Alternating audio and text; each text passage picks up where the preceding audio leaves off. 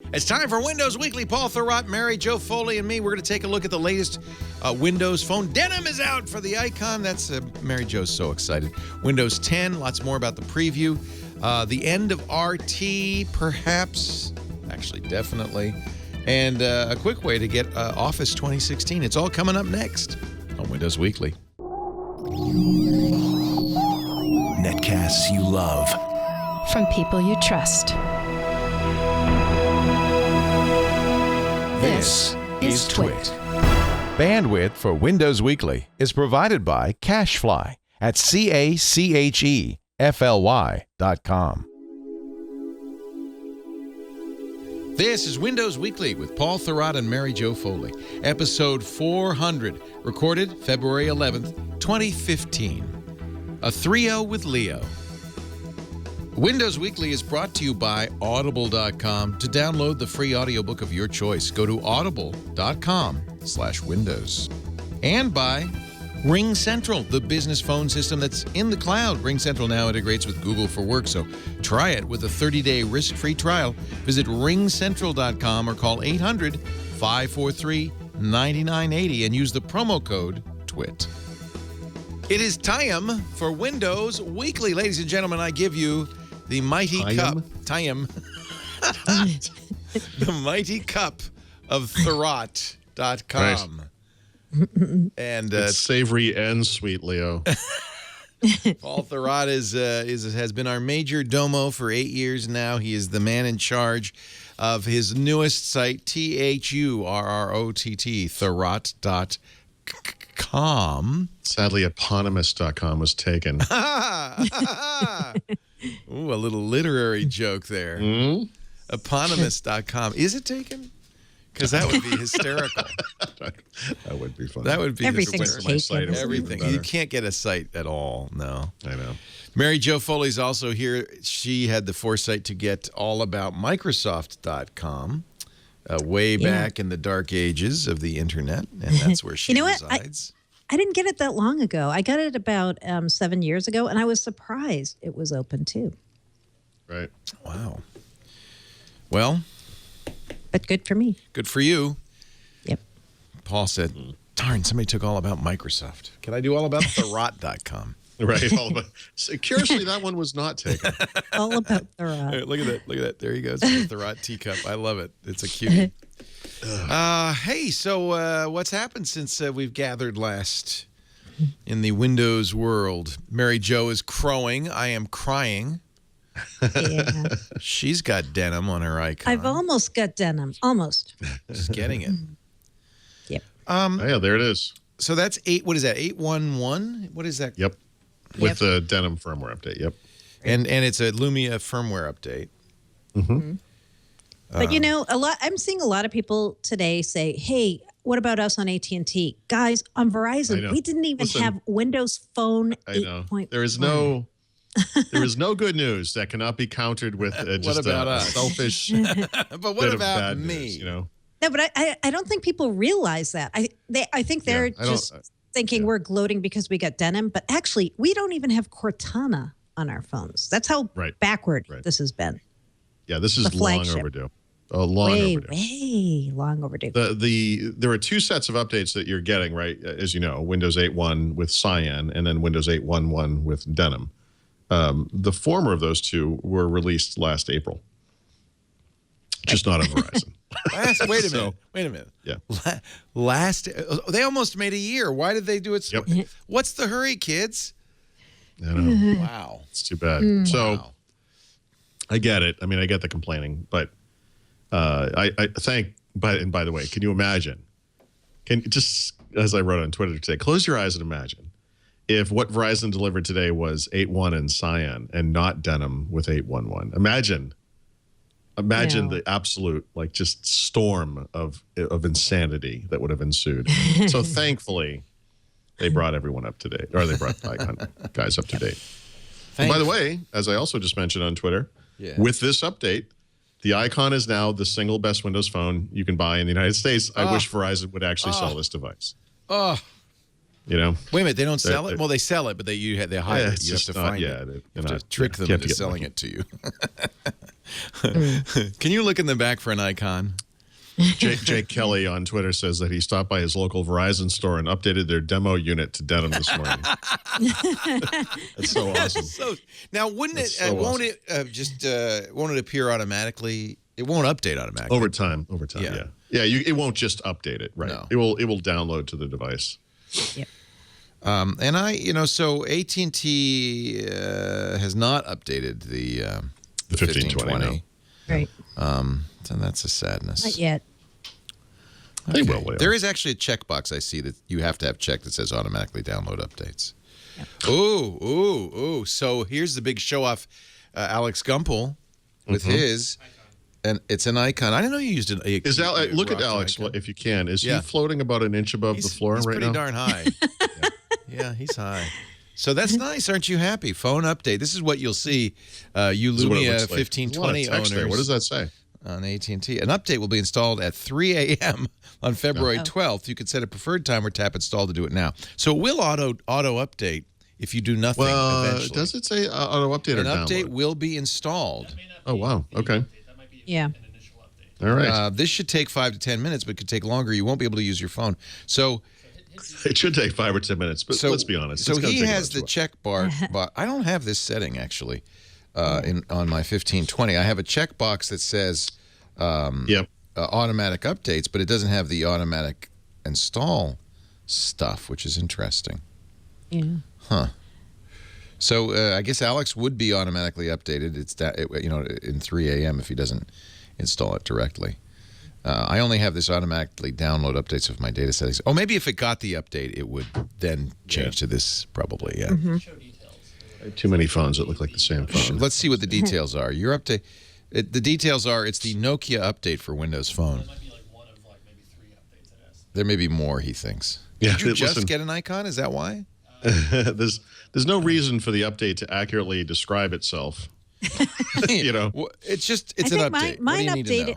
Mine downloaded a couple of updates, I believe. Yeah, I mean, I got mine through the recovery tool, so I think I got the whole thing blasted down at once. It makes sense that Denim would be separate from 811. They're delivered together. They are installed together. Oh, okay. Right. Well, anyway. And we get cyan too, right? Oh, you didn't even have cyan. They're supersets. We had nothing. We were on Windows Phone 8 with black. Oh, up until today. That's actually very frustrating. Oh, that's unbelievable terrible. For a flagship. That's phone? very terrible. That's sad. It really is sad.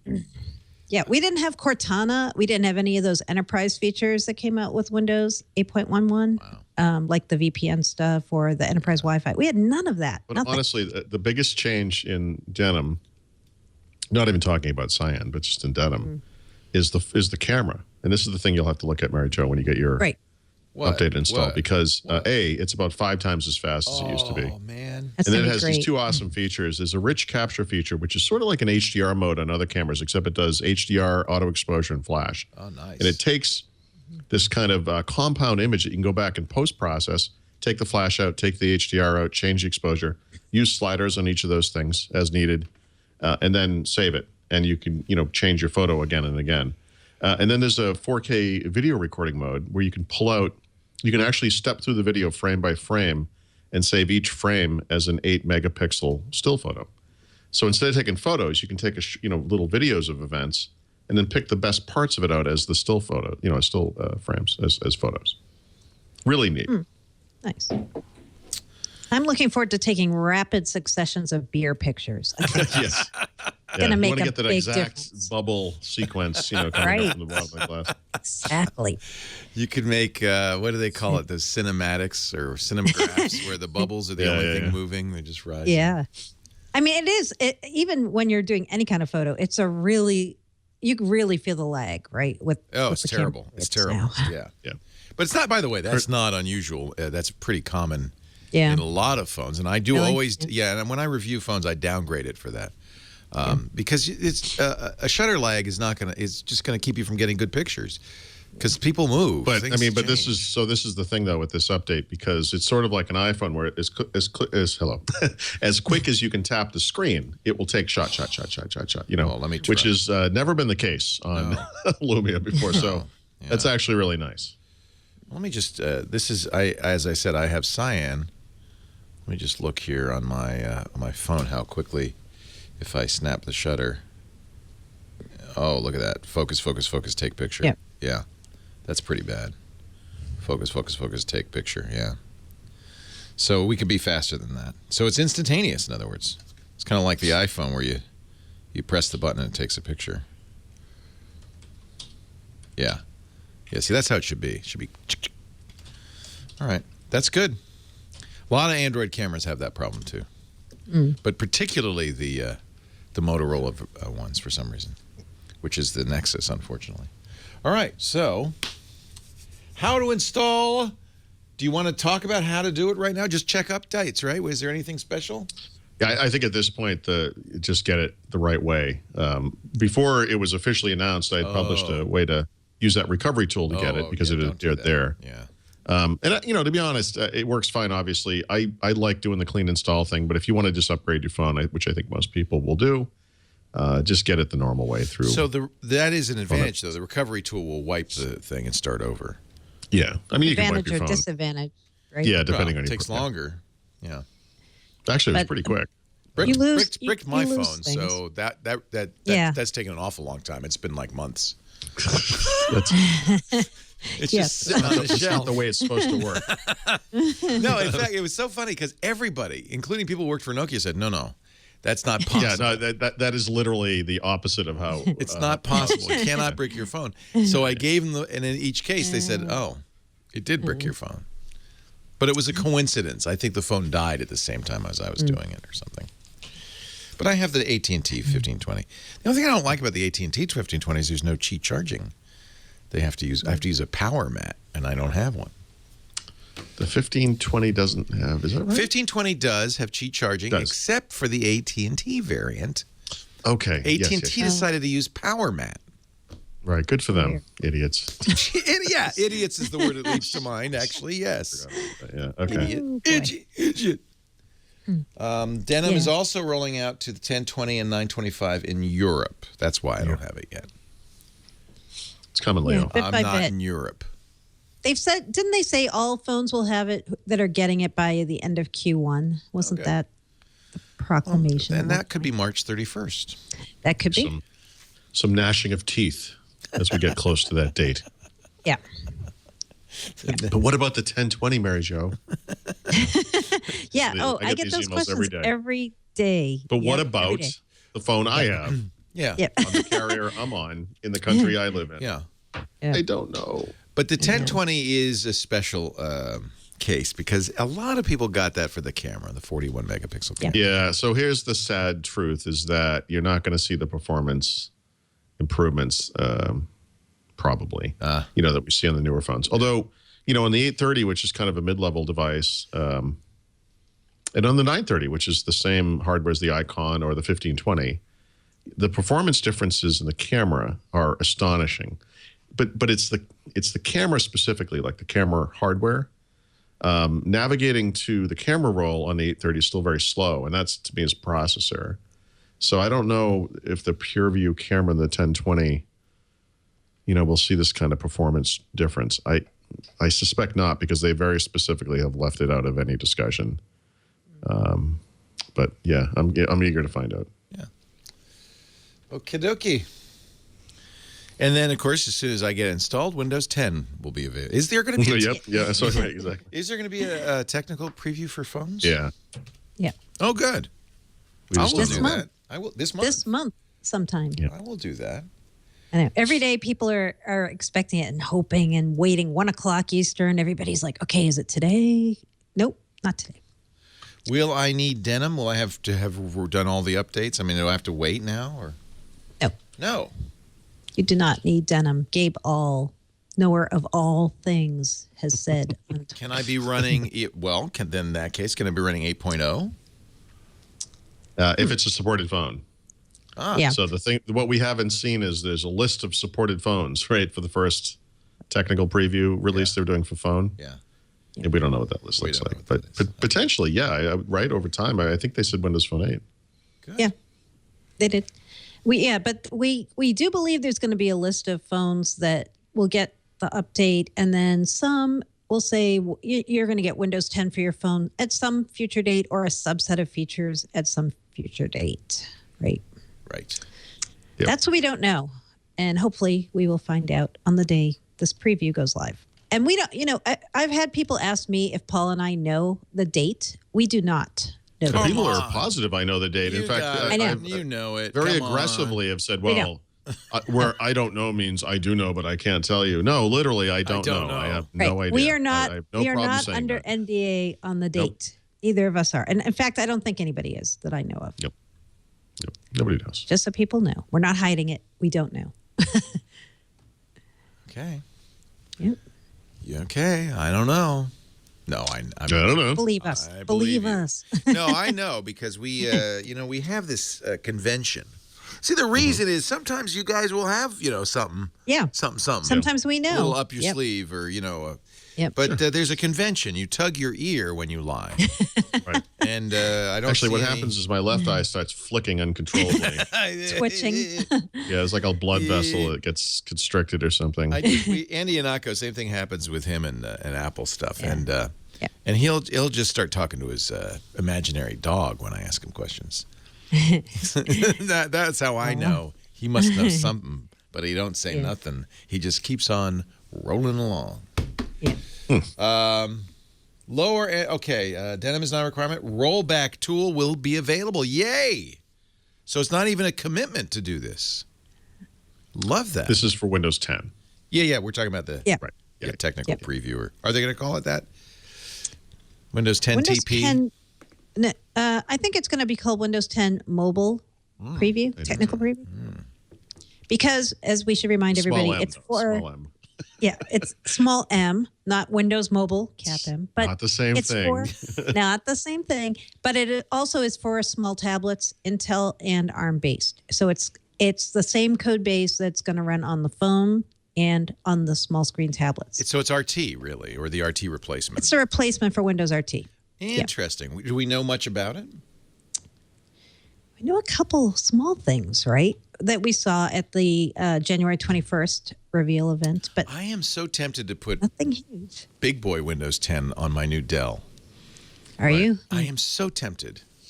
I have it in a VM on one of my machines, but I'm really tempted. And then I know I'm going to put Windows 10 on the 1520. I just know it. Yeah, I will too because I'm a goon like that. But I mean, I can't. You can't recommend it. I've been, the truth is you get bit by this a lot, right? Yeah. Or I do. This morning I was in the middle of, I was chatting with Mary Jo. I'm on Twitter. I get email going. I'm writing an article. And the screen flashes and everything that is related to to Explorer disappears from my screen. The wallpaper's gone. It's just blue. The taskbar's gone. All my File Explorer windows are gone. Ugh. And I'm like, and you try to task manager, restart. Eventually, you just have to shut everything down and restart the computer. And that's not usual, to be honest. This build hasn't been that bad. But it's just, if you're not willing to accept that kind of level of unreliability, I can crash IE by triggering a download in the browser. Oh, yeah. Every time. Yeah. Every time. Yeah. All right. And it's just, it's just what it's about. Yeah. I want to wait. I'm hoping maybe when we get the February preview for the desktop, whenever that will be, and it's supposed to be a different date than when we get the Windows 10 Mobile. I'm hoping that's going to be more stable because I still haven't installed it either. I'm just a little. Well, I don't expect you to. No, you don't? Good. No. I think Mary Jo represents the normal. I am the normal user, and I want to try the new features, but it sounds from what I hear people talking about, definitely too buggy for me to use. I would not put it on my main laptop. Listen, this is the exact wrong thing for me to say because, I'm a tech enthusiast. It's irresponsible of you to say this. No, go ahead, say it. No, but the truth is, to defend Mary Jo's decision-making process here, I've spent a lot of time over the past couple of months now. First, because I was preparing for this new technical preview build, and then more recently because I've been writing about that clean PC stuff. And I've been trying to take, PCs that were, screwed up by some PC maker and install a clean version of whatever came on there. And so that means going back to Windows 7. It means going back to Windows 8.0. And it means going back to Windows 8.1. And I got to tell you, day to day, honestly, it's not a huge difference between these operating systems. Windows 7, actually, that's a good thing to tell us. That's a good thing to say. Because ultimately, obviously people like us who are into technology are testing things and looking at things and debating whether the pixels should be higher or lower on the stupid little line and none of this stuff matters. It really doesn't, not really. And ultimately, most people are here because they're running their web browser and their email program and whatever it is, Skype and whatever you do. And you know what, folks? That stuff works the same. So it's just not a big deal. Yeah. That said, I will scramble as quickly as possible the next time any build is released for anything. I can't kind of get that out of my system, but Mary Jo's not missing much, honestly. Yeah. I just want to try it, and I also want to try those new Office Touch First apps. And you need Windows 10. That would be one reason to do it.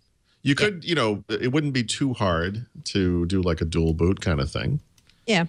Yeah. And you could also run it in a virtual machine. Windows 10, Windows 8.1 or whatever you have has built-in Hyper-V. I think that's beyond my capabilities. I don't. It really isn't. I know. It really I know it isn't. In theory, I know it isn't. But I'm a normal user, and I want to. No, I get why you don't.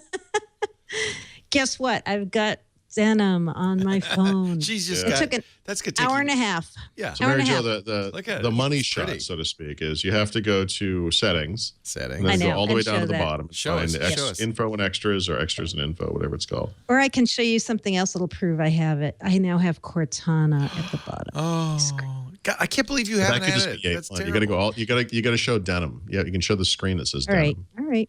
Okay. You're not going to be happy till that happens. Is it like blue jean background, please? No, but the text isn't a No, it's not. Please, but man, that took a while.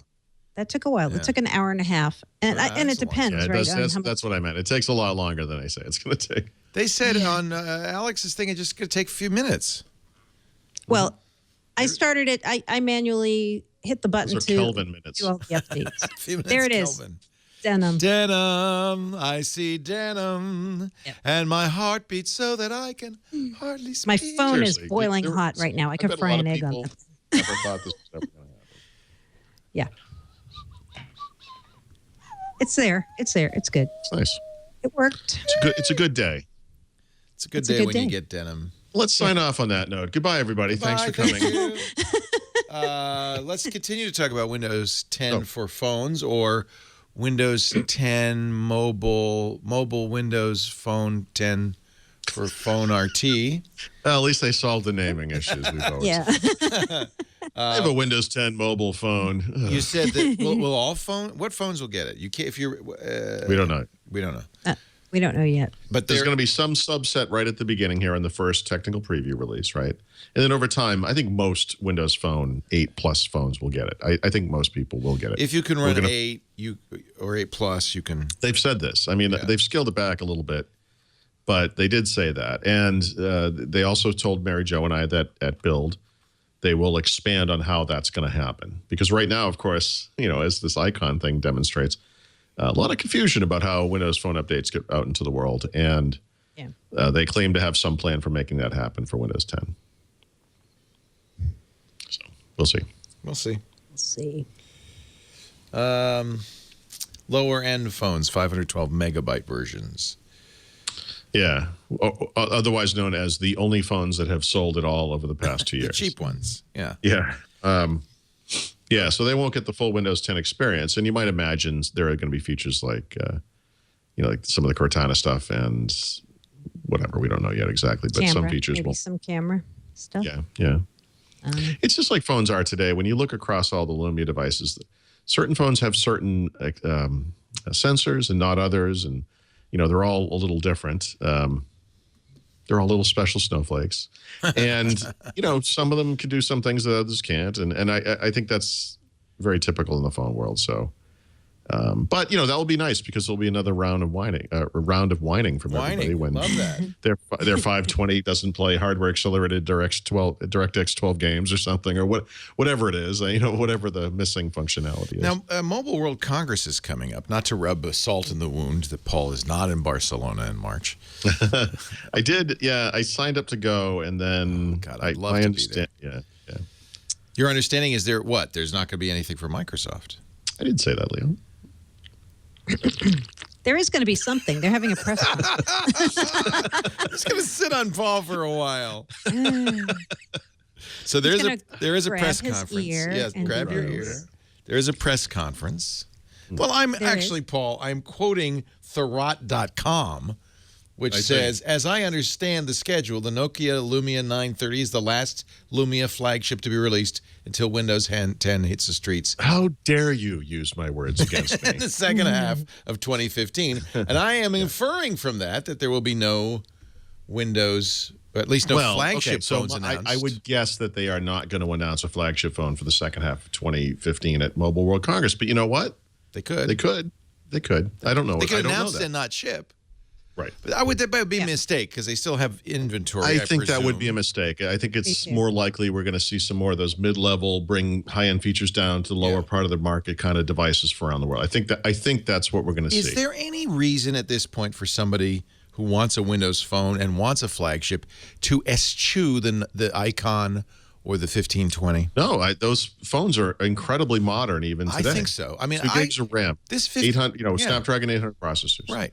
32 gigs of built-in storage or 16. That's a little behind compared to the Android's up to 8, not a 10. Windows phone. I mean, and you're not going to get one of these out of the box and say, "Wow, this thing's." No, you don't. It's really slow. No, it feels like you're not going to have that experience with Windows Phone. It's going to be wonderful. Still has the best-in-class cameras, I would say. Yep. Definitely, and it gets even better with Denim. That's the thing. That's what's amazing.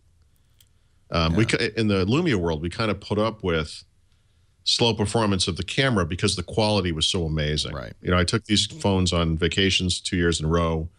Took 1,500 some odd photos each time. Amazing vacation photos. Being able to do that now with a much quicker camera, but have it otherwise be the same exact hardware, right? Is an amazing thing. And this is an amazing update. So you got the 930 is the Icon, right? That's the same as the Icon. Leo, it's like getting a new phone in your phone. You got a unlocked Nikon. We've mentioned before. Both of us get unlocked phones from Expansys US. Yep. Although sometimes you should be aware.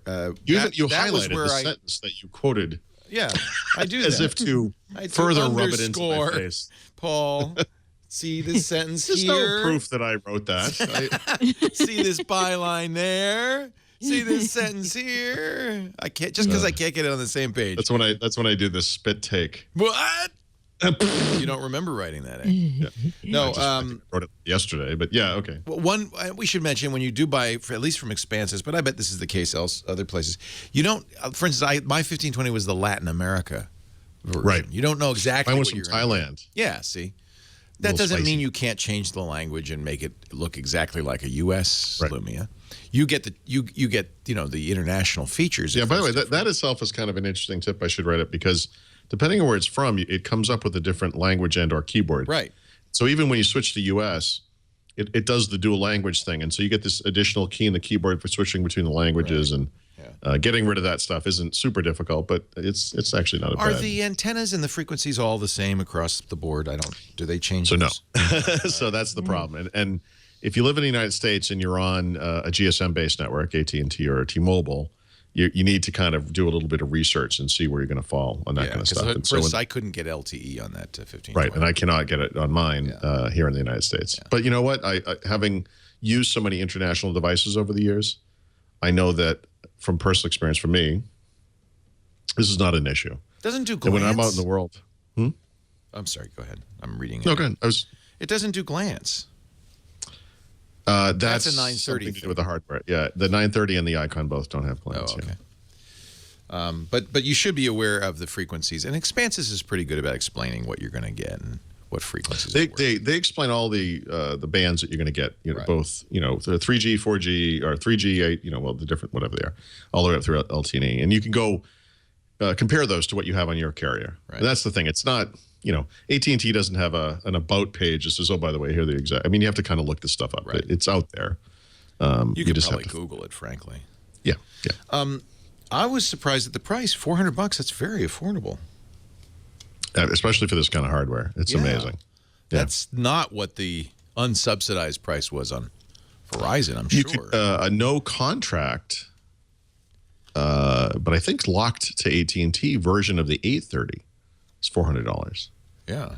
I mean, these phones are night and day performance-wise and also camera quality-wise, although that's gotten a little easier with Denim. But, I mean, I would pick the 930 over the 830 every single time. There's no comparison. Yeah.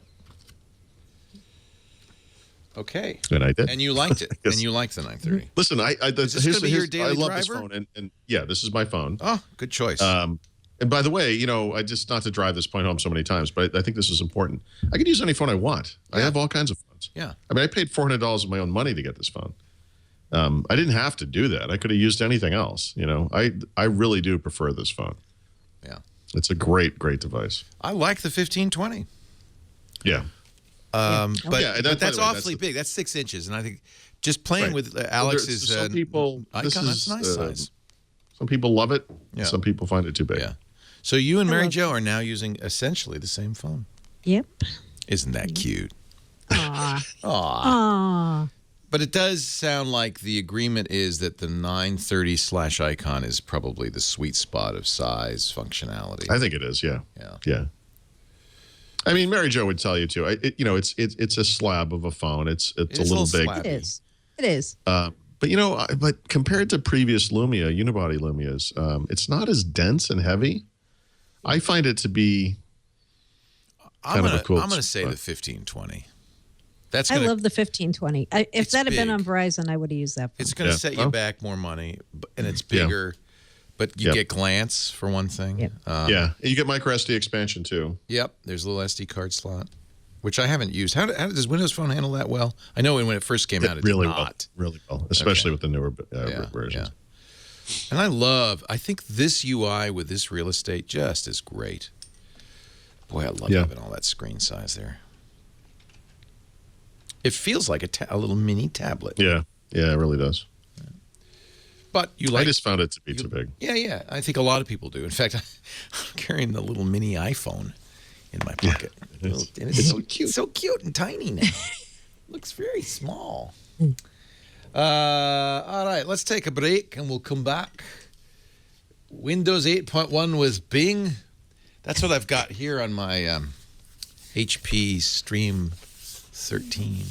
Yeah. How do you like that? It's okay for the price. It's amazing. I mean, it really is like a real computer for $229. Yep. But I wouldn't. I mean, I like the Dell a lot better. Let's put it that way. Sure. Slight price difference, though. Yeah, like $1,200. Yeah. You could buy 4 or 5 of those things for the price of the Dell. Yeah. So that's, I just reviewed it yesterday before you buy. And that was I said, it's a Chromebook, effectively. It's something to give a student or somebody who really is budget constrained. If you can afford to get better, I would. But for the price, it's surprising. Yeah. It ain't bad. And it is Bing. So we'll talk about Windows 8.1 with Bing. Yep. In fact, I give a lot of credit. Well, we'll talk again about this, but I give a lot of credit to Microsoft for products like the Stream. I think without Microsoft putting Office on it and cutting the price of Windows, that product doesn't exist, or it's not as successful anyway. Right. Our show today brought to you by Audible.com. Paul and I are Audible fanatics. We love listening. And I got an email from somebody who said, it's down to listening to you or Audible. And I think, wow. I feel like maybe I've let the camel's nose under the tent here, but golly, I love Audible so As much. we say here in Massachusetts so often. Yeah. Camel's nose under the tent. Yeah. Audible is the place to go to get audiobooks, 150,000 strong bestsellers, nonfiction as well as fiction. I listen to a lot of books about the computer and technology industry on Audible.com.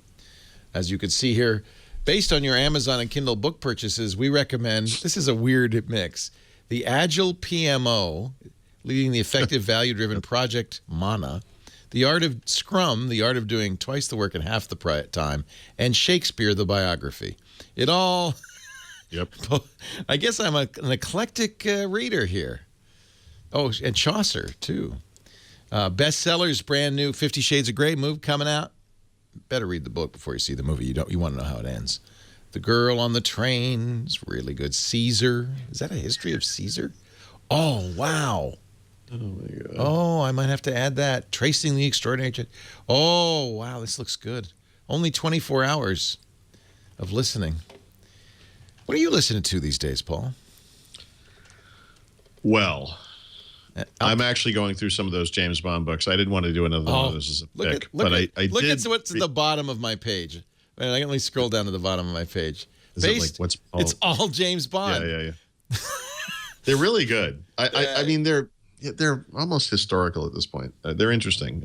They're different readers, or I see Toby Stevens. Yeah. Although, by the way, they all sound exactly the same. Yeah, it's really all funny. British, but they sound great. I mean, they're all awesome. Those are good, but and some World War II stuff. I don't want to bore anyone with the same stuff over and over again. But one of the things I grabbed, I want to say it was probably during the horror sale they had over Halloween, months ago. I just finally listened to it. It's short. It's a novella called Who Goes There by John W. Campbell. It is, I think it was written in the 1950s, but it is the story that forms the basis of the movie versions of The Thing. Oh. Right? Oh. And it's only 2.5 hours long. It's great. It's really, really good.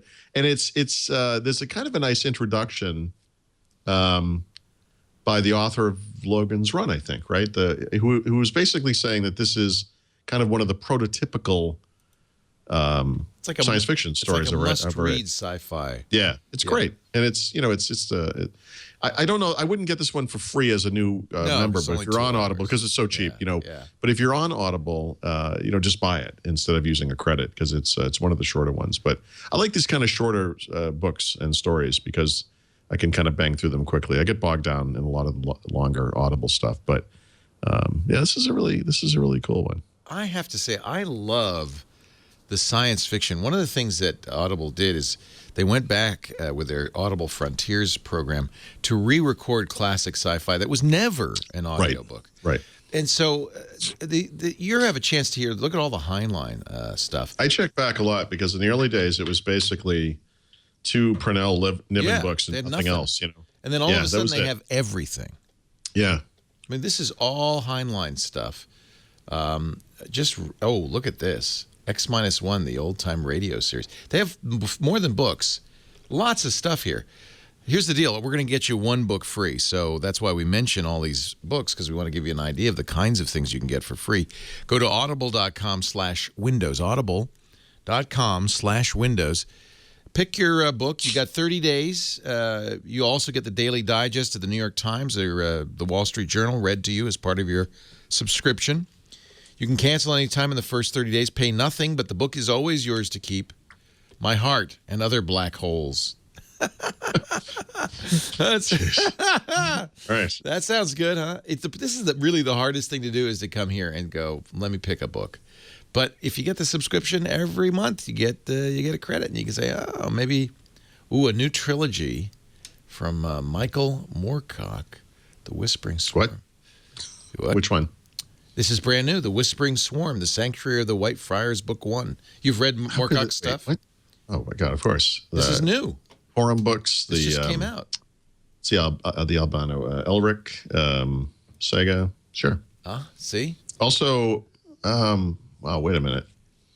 This is early one. It's been a while. Yeah. This can't be new, though. This is brand new. He did Behold the Man, Gloriana, and his. It's like not Book of Blood, but like Mike. Moorcock. This just came out. Look this up. So I'm excited. This is one of the things that's great about Audible. Now you're going to wish you had 2 credits. Go to audible.com/windows. Get that free book. Get listening. The Swords trilogy. That's Quorum. No, you're missing everything. It's all going by you if you don't get audible.com right now. Don't miss out. Paul Thurrott, Mary Jo Foley. We're talking Winders. I love calling it Winders. Now you've got me. I'm. I can look up Michael Moorcock here. Let me look up Michael Moorcock. I know. I'm trying to think of this. There's okay. I've read so much of this, but it was so long ago. I didn't. I haven't read any of his stuff, so I'm gonna have to try it. This is actually new to Audible. They haven't had his stuff before, so maybe that's a lot of stuff that's not been recorded. So he's still alive. That's amazing to me. He is. Yeah, he was born in '39, so he's getting on. He's 75 years old. I'll give you the bibliography if it'll help you. It's all. Yeah, no, I got it up. I'm just. Well, I mean, I read the Elric books, and I read Knight of the Swords, The King of the Swords, Jade Man's Eyes, Sword and the Stallion, The Hollow Lands. I mean, they're all the Eternal Champion, basically. Gloriana, Corum. He did the Elric series, the Corum series. Swords. Yeah. Yeah, it was like the Book of Swords or something. Flux. I think I read Flux. That was good. That was part of the. He likes to write these series. Yeah. Oh, so you recommend? Wow, I got to go back and look at this now. Now you've screwed up my whole day. Thank you. Paul has really only two things he cares about: Call of Duty and reading. Did I say audible.com/MacBreak? I apologize. Let's give you credit. It's audible.com/Windows. Windows. Don't go with the Mac break.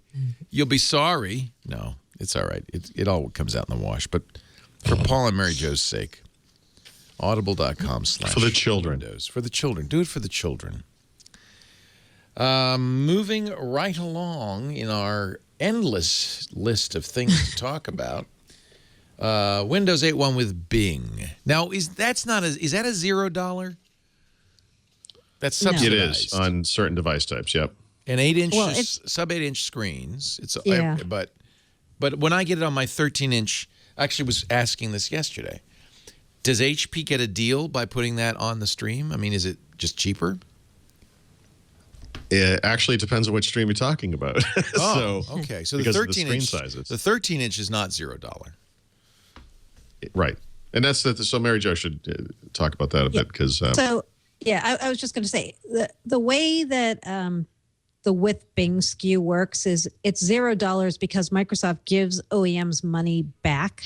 So they charge them, I think it's $15, and then they give them back the $15. I get it.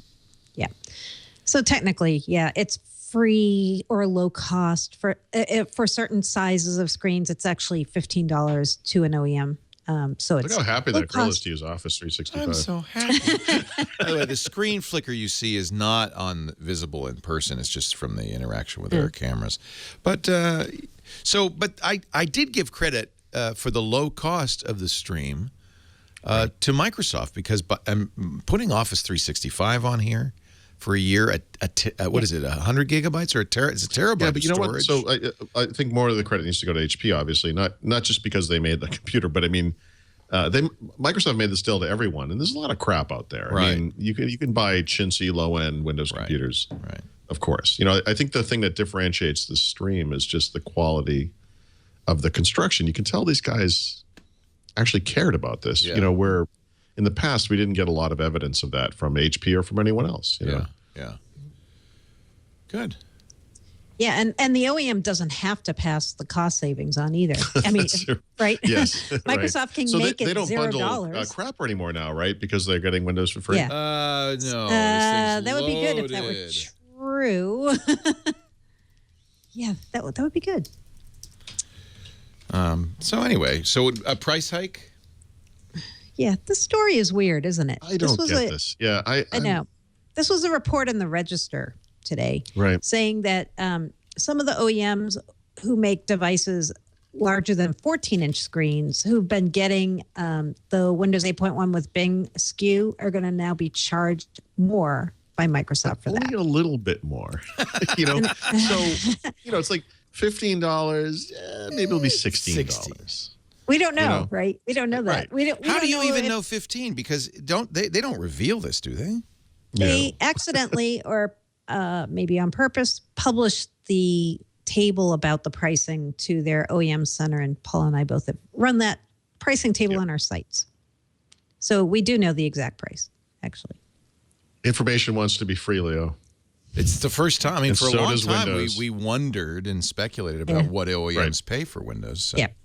Yep. So we don't have kind of a history to know if 15 is really, really good or really bad or just normal or. Well, we had some ideas in the past, $35 to $50, right? Yeah, depending that's on what's the speculation, right? For Windows. So, it's better than that. And it's probably not as high as I bet a lot of people might have guessed. Yeah. I think the other thing is that people typically underestimate what that translates to in a price point. You might say, well, there's a big deal. They're saving $15 on Windows, so what? But that can make a big difference. That can make a $100 difference in price point. Yeah, and it's really hard to understand this stuff because, we don't manufacture hardware. But think about a laptop that has 2 USB ports, and one of them's USB 3 and one of them's USB 2. And you think, well, why do they do that? Like, why wouldn't you have both of them just be USB 3, have both of them always charge devices when they're plugged in, and even when the device, the laptop's off? Like, why would you make this so confusing to people? And it's because of the price of the components. And we're talking about cents, right? Per part, cents, like single-digit cents, I think in many cases. But these things this is the razor-thin margins that we're in, in the PC world. Right, and when you're an OEM and you're making millions of PCs, right? Then $10 or $15 per device that you're paying Microsoft, that starts adding up, right? Yeah, but I mean, don't you just build it into the price of the computer? I mean, it's not like it's. Yeah, you do. So the question I think people have in their mind is, well, wait a minute, the OEM is saving $20 per computer, or it's costing more. Does that mean that the price goes up $20? No, typically I think that means the price goes up $40, sometimes. Or more, right? Or not? Well, the theory here, so we don't know what the price hike is, so we don't know how this will impact prices, but I think it's fair to say if Microsoft raises the Windows licensing price, generally, price of computers will go up. I think it's right. But, we know that. It's only about, the question is how much. Matter of degree. We don't know how much. There is a multiplier. I don't know what the multiplier is, but there is a multiplier. But there's also the fact that they have to stay competitive with their competition, right? So they can't jack the price way up because then. Well, by the way, this report specifically says very minor price hike. Right. This is and some of these devices are competing with Chromebooks, right, which are already pretty cheap. So if Microsoft jacked up the price by $15, the OEM jacked it up by $40, that's how price sensitive some consumers are. They see a PC that's maybe $50 more than another, and it's like, hey, I don't even care that it's a Chromebook. Boom. Yeah, I'm buying so the Chromebook. I think when you look at the Chromebook market, what you see is 11, 13, and 14-inch devices. You don't see a 15-inch Chromebook anywhere. You certainly don't see a 17-inch. And so if, looked at logically, restricting Windows 8.1 with Bing to devices that are under 14 inches, let me see, 14? Yeah, I think it's 14. Yeah, under 14. They're kind of hitting the Chromebook market right there, right? They're still in that market. Under 9, I think it's under 10 or 9 inches or whatever. Windows is free anyway, so the price of that thing is not changing. And I don't have recent MPT data in front of me, but everything I've seen has said that it's the smaller devices that are selling. Has said that it's the smaller devices that are selling the most. But this report says that the bulk of sales of Windows with 8.1 with Bing laptops were 15 inches. What? That's weird. That doesn't even make sense. Who makes that? It's just wrong. I don't know. I mean, if I went to wrong. Amazon and I looked at the top 10 best-selling laptops, 4 of them do have screens that are 14 inches or bigger. 4 of them have an 11 or 12-inch screens, and 3 have 11-inch screens. 6 of the 10 run Windows. The other 4 are Chromebooks. That's not 80% of 15-inch screens, for one thing. In fact, 3 of the 10 were 15-inch screens. 4 of the 10 were 14-inch or higher. So, I mean, again, this is U.S. versus U.K. I don't know, but I like 13-inch screens. I don't want 15-inch screens. Yeah. Well, once you move up to those bigger devices, you're literally getting a bigger device. Like it's a big hulking. I'm surprised that they make one with Bing. Yeah. Well, there's more margin in that. Once you get to that point, Well, there's more. There's still cheap devices, right? $300-$400 devices. Oh, well, that's how they do it. Giant 15-inch screen or something. So what does with Bing get you? I mean, what is Windows 10? Windows 8.1 with Bing? How is that different from Windows 8.1 without Bing? So when you get the PC, it comes with Bing preset as the search engine. That's it? But you can change it. And it also, I think, has MSN as the preset homepage. Again, you can change it. That's it? That's it. Well, a lot of if you want to emulate don't this, know how. No, they don't change it. Right? It's the tyranny of the default. That's why IE is still number one, right? Right? Skype installer. Two checkboxes. Yeah. Right. Make Bing my internet search engine of choice. Yeah. Make MSN my Internet Explorer homepage. Well, I don't know if Microsoft pays Google when Google's the default search engine, but I know that, or maybe Google pays them. I don't know. I know that they probably prefer it that you use Bing. I guess they prefer it a lot. Look, whatever the percentage is here, the notion that this change is going to turn around, like Windows licensing revenues, is ludicrous. I mean, the majority of Windows device sales are these low-end devices, especially when you factor Windows Phone. I mean, it's all of that device. I mean, they're not making money at selling Windows. I mean, I think that's just the way it is. I think that's the way it's going to be going forward. I don't see any way to fix that. Right. By the way, on the 15-inch size, I've got one of our listeners saying Best Buy had Acer, Toshiba, Asus, and Gateway all in 15-inch sizes at holiday. Right. So. Oh yeah, no, you can find them. In fact, the very first Windows 8 went with Bing machine I had, and I still have, was a 15-inch Acer. Because it's cheap. I'm like, I just want to check. I want to see what does it really like to use this thing. It's like $300. It's you can get it. I just think the appearance of these smaller, thinner, more attractive devices will make people think otherwise. I could get this hulking huge thing, right? Or I could get this kind of nice looking thin small light device. Okie dokie. I don't know.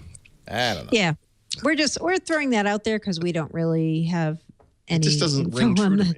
It seems odd. It does. But, I will say the one thing we do know Microsoft's doing going forward is they're bowing to market pressure on smaller devices and making Windows free, but they're not going to make Windows free everywhere or to everybody. And I think that's a good thing to keep remembering. They're going to keep charging business customers for Windows with Windows 10. And they're going to charge OEMs for certain versions of Windows 10 too. It's not going to just be, hey, Windows is free now, and we're not going to make money off of it. That's not the way that's going to work. Yeah. I think the biggest challenge to the PC industry, as it is to the Windows Phone business, is how do you convince people to buy expensive devices? How do you make something that is as high quality of, say, an Apple device and can command the same kind of pricing premium and have that be a choice that those people make, That's a tough one. I mean, Mary Jo and I have spent a lot of money on Ultrabooks that are thin, light, and they're kind of expensive. Yep. And I don't think those kinds of things are super mainstream in the Windows world. No. Well, there you go. There you go. It's funny, I guess, it's because of the market and the perceived value, and I guess, but I just so much would rather have an Asus S7 or a Dell 13. Yep. But it's expensive, and people just don't want to spend that, I guess. Right. I mean, we can go back and forth on this for months at a time, I guess. But, Apple, by not having a $300, $400 laptop, they just eliminate that conversation. Just says, look, we have, that we have this premium product, and people accept that. Yeah. In the Windows world, it's tough because you look at this thing that's over here, it's $300-$400, and someone's trying to sell you a $1,200 version of it over here. And it's like, well, I mean, I get that the $1,200 one is nicer, but is it $800 nicer? Right. And that's a tough conversation for most people. Right. And I think most normal people just ultimately decide they're not going to spend that kind of money. Right. That's just, I don't know how you fix it. I know you have multiple versions of Windows. And you could have like this ultimate extras program where you got all this extra stuff. I don't know. Let's see. I didn't know this. Office 2016. If I had moved fast, I would have been able to get a copy, huh? Yeah. Briefly. What's the deal? What happened? This week, Microsoft, I think, accidentally opened the preview of the desktop version of Office, the Office 2016 product. They made it available to anybody who went to their Microsoft Connect site, CONNECT, not Connect. All you had to do was agree to the NDA. You could download the bits, and you had it. I don't think they intended to do that, though. I got them saying, yeah, we want to expand the preview, but I don't think they meant not to this everybody. way. Yeah. I had heard from one of my contacts that they had a cap where they were trying to get some more people into the preview, but they didn't want this giant flood all at once because it's still pretty early days, and that once they hit the total, they capped it. And so if you didn't get in that little window, you didn't get it. So it wasn't an accident. I think the way they did it was the accident. Yeah. But the fact that they're trying to get more people into the preview was not an accident. Right. And I think Paul has seen some of these early bits, and I've seen them through some of my sources. And there's not a whole lot that's different right now in Office 2016. They've had preview bits out for a number of months. The latest drop of the preview bits was in late January, and so far it's very minor things that they've tweaked in Office since Office 2013. There's things like now you can have a black theme. Okay. There's little things they've done around some of the, I think, Power Map or Power Query, one of those. There's just not like some revolutionary features in these preview bits so far that so that kind of makes me wonder, like, wow, what's taken 3 years to build this new version? I don't know. So far, yeah, you're not missing a lot if you didn't get that preview build. Right. Microsoft Work Assistant, what's that? Yeah. So this was another thing that was, I think it still is in the Windows Phone store. I see you're doing a podcast. Would you like some help? Yeah, right. Kind of like that. Like So some people use said, it. "Is this Clippy? Clippy come back from the dead?" It looks like something that's going to work with Cortana, and I think when we saw during the January 21st event where they showed, you could say to your Windows 10 device something like, "Give me the slides for my next meeting," that it would know what you meant by that. I think Work Assistant is that piece of technology that is the bridge that brings things like OneDrive and Office to Cortana. So I don't know if it's going to stay a separate app the way it is right now in the store. It's a private beta. You can't get that app, but we can see that it's there. But I think it ultimately is part of Microsoft's whole plan to create this whole idea of a personal agent technology where at some point in the future, you'll be able to say to your device something like, "Help me plan my son's birthday party," right? And it'll start knowing what that means, who your son is, what you have to do to plan that event. That's way down the line. But I think this is kind of the first step towards that as they move forward with Cortana and make Cortana more of a useful technology. Okay. I know it's been kind of a dull week on the Microsoft. Yeah, week. it has. Except for the Xbox. Xbox. Yes. See what I mean? And that. I just woke up. Xbox. What you got there for us, Polly boy? I figure you wrote this. Actually, I just Just once, I'd like Mary Jo to introduce one of these. I'm like, I have no idea. I did just download the February update. Yeah. I mean, no huge surprises. There's a second controller update for the Xbox One controller, And which I is did actually that. And it does gotta- pair faster. I think that was one of the things. Yeah. Yep. You got to really go find that one. But I mean, looking over the list of stuff that's in here, I mean, to me, there's some nice little stuff on the dashboard, custom backgrounds with now with and the transparent transparency. tiles. I like that. Yeah. A bunch of TV updates. And then these game hubs, which are sort of like the hubs you see for yourself and for other players, except just around a game. And so you can kind of go in and look at that too. all the achievements, the leaderboards, see who else is playing it that's in your friends list, that kind of stuff. Yeah. And so it's like an activity feed for a game instead of for a person, which, when you think about it, is really obvious and kind of a cool feature. Yeah. So cool. I think that's most of it. I mean, it's Install it. If you install it, then you have to manually update your controllers. Yeah, that doesn't happen automatically. And in fact, if you have never done it, you might discover you have 2 updates. So, but it's worth doing. You get a USB. You put a USB cable into the Xbox, and you go into settings and manually plug it into your controller, and it's pretty quick. It takes about I don't know 2 or 3 minutes. I updated my controllers. I did notice though that they pair more quickly. Yeah, which is nice. I use my Xbox One every day, and almost some gaming, but mostly as a media center. I've been mostly using an Xbox 360 recently. Really? Why is that? Yeah, because all the old Call of Duty games are on there. Yeah. That's a problem. I haven't played some new games. I'd never played Far Cry. I actually quite enjoy Far Cry. Far Cry's awesome. So did you get the new Far Cry 4? Yeah, and it's beautiful. I want to get that. It's beautiful. I know. Far Cry used to be like a graphics test for your PC when it first came out. Right. You could run that thing. You had a pretty decent PC, and it was beautiful. It is gorgeous. It's a fun game. It's got an extraordinarily long kind of open to the game. Yeah, they always do. That's very common for Far Cry. A lot of story, but the story is interesting. And once you get into the game, it's very challenging. There's lots of things you can do. It's quite fun. Yeah, I think I'm going to look at that one. I would. You're a shooter, and there is a. I was going to look at Evolve, but the more you Evolve just came out on Tuesday, so like yesterday. If you look closely at this game, what you realize very quickly is this is Left 4 Dead, except with giant monsters that evolve instead of except that you can be the monster, which is kind of cool. Okay, but I mean, it's just and there's roles, which is nice. There's different. So the idea is that team play oriented, but that's what I mean. A monster is evolving, and you have a team. You can either be the monster and try to evolve to the point where you win, or you could be the team trying to fight the monster, and each person on the team has different roles. This is an elaborate version of like a King of the Hill type game where it's gonna it ends. Like you don't really.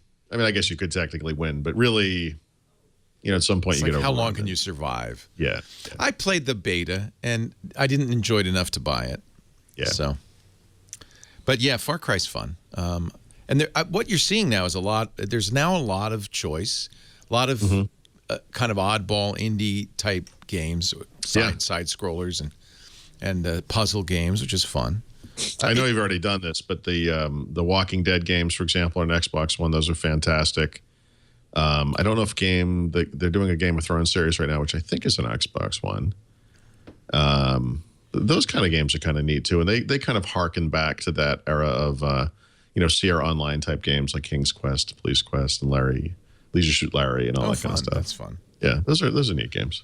Dragon Age Inquisition is interesting. It's not my kind of game, but if you like that kind of game, it's pretty good.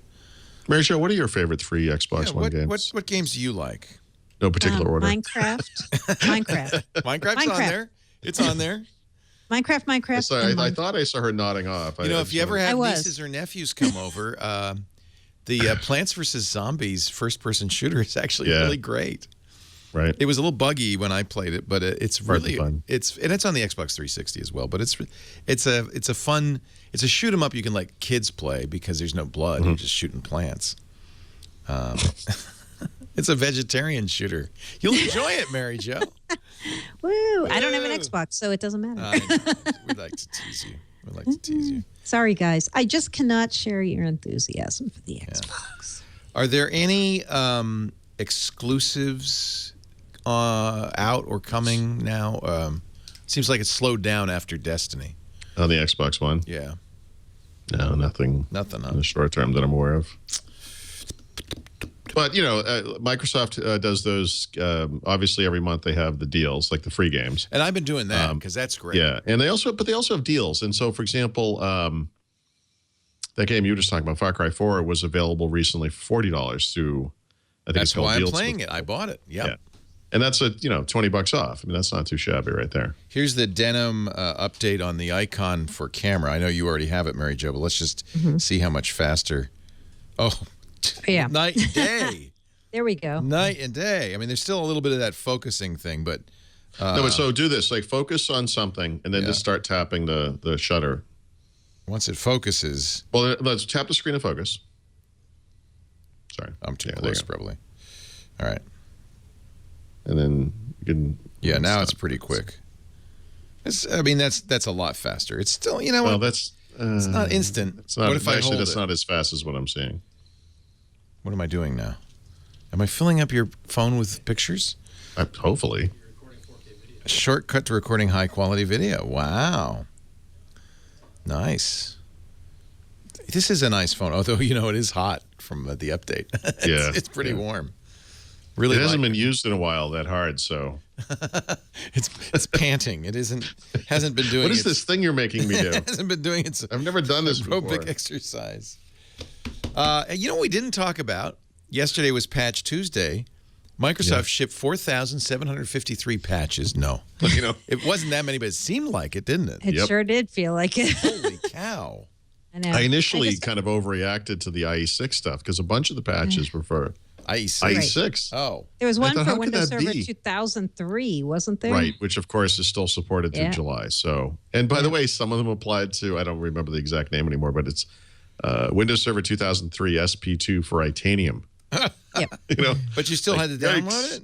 Yikes. No, I mean, if you happen to be running this version of the OS, which I'm sure a lot of you are, it was patched. Yeah. So make sure you get your updates. Yeah. Yikes. So I have to restart to get all my updates now here. Where can I see? They kind of hide how many updates there were.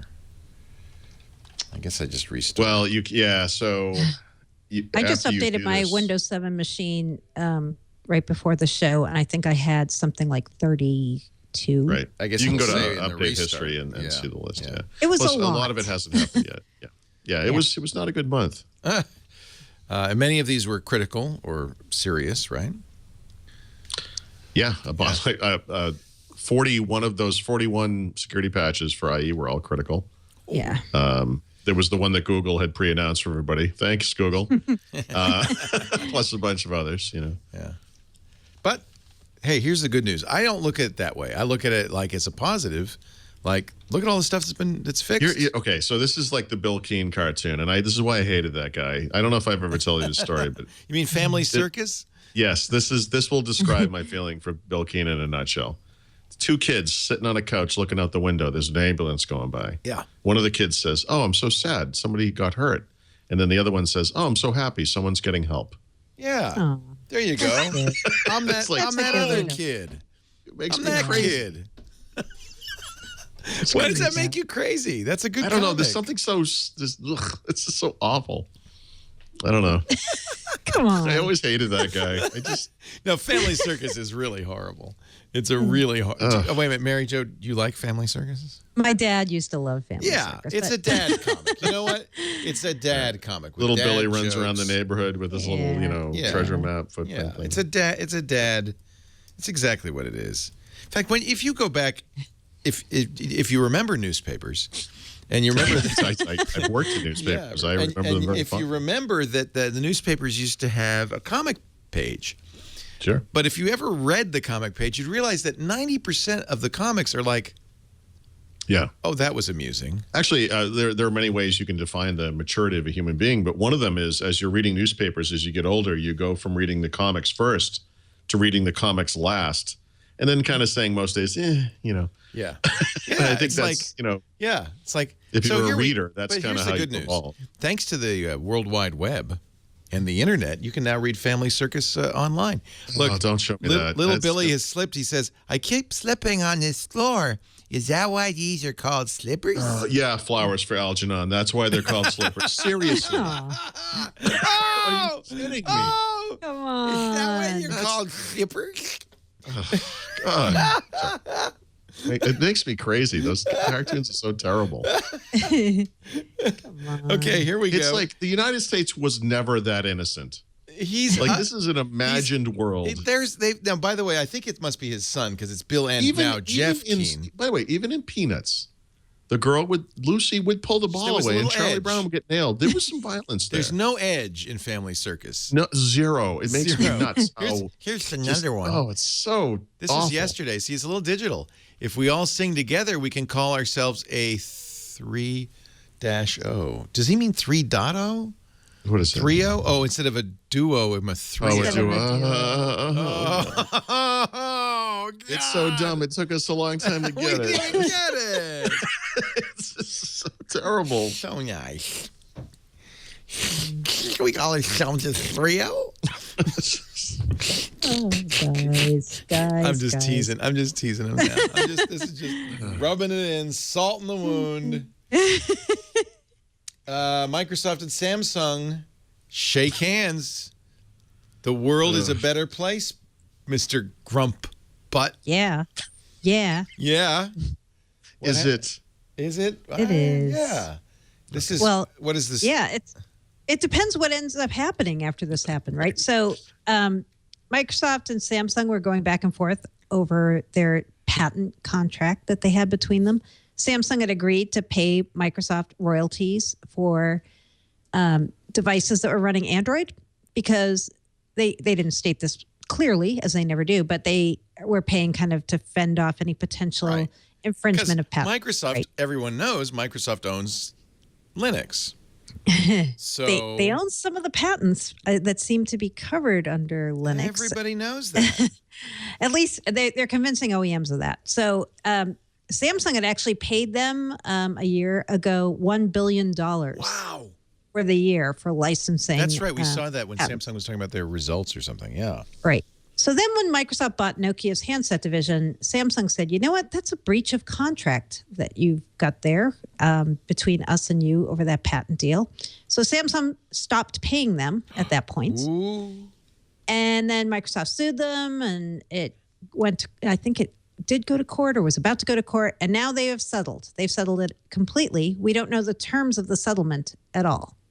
We don't know if Samsung's still paying Microsoft, which I would assume is the case, but I don't know. We don't know if Microsoft conceded anything to get the settlement. We have no idea. And neither party is talking at all about the settlement terms. We just know they have settled. So I've seen people speculating this means Samsung's going to now build a Windows Phone. I don't know. I would jump to that conclusion. No, that would be like the punishment. That would be like if you build a Windows Phone.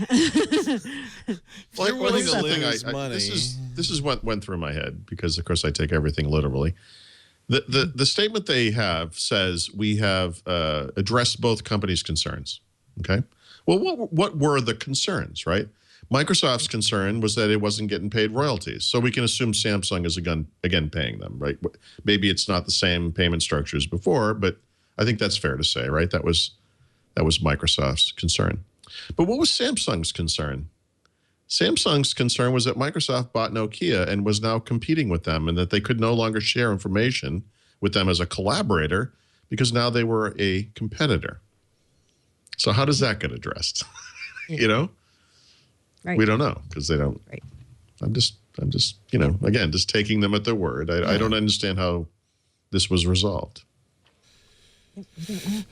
We don't know because there's stuff we don't know. Yeah. Right. Exactly. We don't know what happened. Maybe they got together and had a beer and yeah. Everything was good after that. They hugged each other. I'm sure the conversation involved something like, look, Samsung, you're on the wrong end of the curve just like we are now. So they hugged it out. Maybe there's some ways we can help each other. Yeah. And to wrap things up, we talked about it last week, but it's now official. Sunrise Calendar has now become a part of the Microsoft application portfolio. Mm-hmm. Yep. Love Sunrise. That's cool. Do you? Yeah. The bad thing is that there is, Microsoft bought Accompli, which is a nice iOS, Android email system. Sunrise, same thing. Got a web component. Actually has apps too. Applications, desktop applications too. The bad thing is that in both email and calendars, there's tons of competition. And at least for Sunrise, there are pretty much equivalent programs like Fantastical that a lot of iOS users use. So really, it doesn't take. It's more like this. I don't think that's the point though. So, right. In other words, some kind of trend-setting iOS user is out in the world. He's not going to start using looking at Microsoft calendar apps. Right. That's not what it's about. This is about Outlook. It's about business. But it will make Outlook better because it's a beautiful calendar. Yes, it's a great there are businesses that are just rolling out iPhones for everybody, and Microsoft wants to make sure they're on those phones. Right. And by getting an excellent calendar solution like this and making it part of Outlook, Outlook's going to get better. It's going to benefit everyone. And by the way, it's going to benefit us because it's going to make Outlook better on Windows as well. Yeah, I was going to ask you, do you think there'll be a sunrise calendar app for Windows and Windows Phone now? Because there isn't. It'd be easy to do, I would guess. I think the smarter thing to do would not be to not worry about that and just put the stuff into the built-in app. Build it into Outlook. Yeah. Yeah, build it in. Yeah. Because Outlook Desktop's always had a calendar. So shouldn't Outlook, the app, have a calendar? Yeah, I mean, there's a calendar app on Windows Phone. It should have those features. You know, in fact, Accompli has a calendar, too. That was one of the benefits of Accompli is that invitations would go into the calendar. There'd be this tight integration between email, calendar, and actually address book. This is sort of an aside, but I always found it a little odd on Windows Phone, and it was unique to Windows Phone, that when this version of the OS showed up, and they had this concept of hub apps, that they for the first time took Outlook and broke it into separate apps, right? Instead of having an Outlook hub, they had a separate email app, they had a separate calendar app, they had a separate people app. And of course, in Accompli, you see the classic style of Outlook, where it's one app that has email, contacts, calendar, and also cloud storage all in one place. And I'm wondering now if they're not rethinking how they do Outlook on Windows, you know, to make it more like it kind of always was. There's no evidence of that happening, but I mean, it seems like that's something that should be consistent across platforms as well. Yeah, I think it should be. I think Outlook, because we saw on January 21st, the version of Outlook we saw them demo looked like Accompli, right? But it was separate apps, right? Remember they said calendar. Yeah, that's true. You're right. Email. So just because I know people will write me, and I just want to fend off the most obvious complaints about what I just said. Outlook, Windows Phone has the ability to do deep linking for tiles on the start screen. So you could obviously pin calendars and email accounts and email folders and stuff to the start screen. So you're not going to lose anything. I mean, I know people like having these things separate for whatever reason, but I'm just thinking, it just seems like if you're going to have one team do this across platform, it should be as consistent as possible. Yeah. And that would be one way they could make it more consistent. Well, just remember what Billy and Sally say about calendars. April, May, and June are girls' names. That's why those months hang out together. Oh, it's not why those months are catty about each other. This is a new way to torment Paul. I love it. One Sunday, we were living in Phoenix. This is possibly as long as 20 years ago. And one Sunday, we're sitting at the table eating breakfast, and I'm reading the paper. And I slammed the comics section down, and I got up and I said, "That did it." And my wife said, "What are you doing?" And I said, "I'm going to go find Bill Keane and I'm going to kill him." and he lived in Phoenix. He lived in what do you call it? Paradise Valley or something. Because I would read this stuff and be like, "You gotta be kidding me. What is wrong with this guy?" I love it. Okay. Hey, Alex Gumpel has been playing with his icon with Denim and the camera specifically. There's some nice camera features. You mentioned that rich capture, the HDR. There's a motion thing where you can shoot a video and take the best image from the video. Yeah, 4K video. Yeah, 8 megapixel really shots. Nice stuff. Yeah, it is really nice. Yeah, he's been really he's been loving it up. So it is really like getting a new phone. Yeah.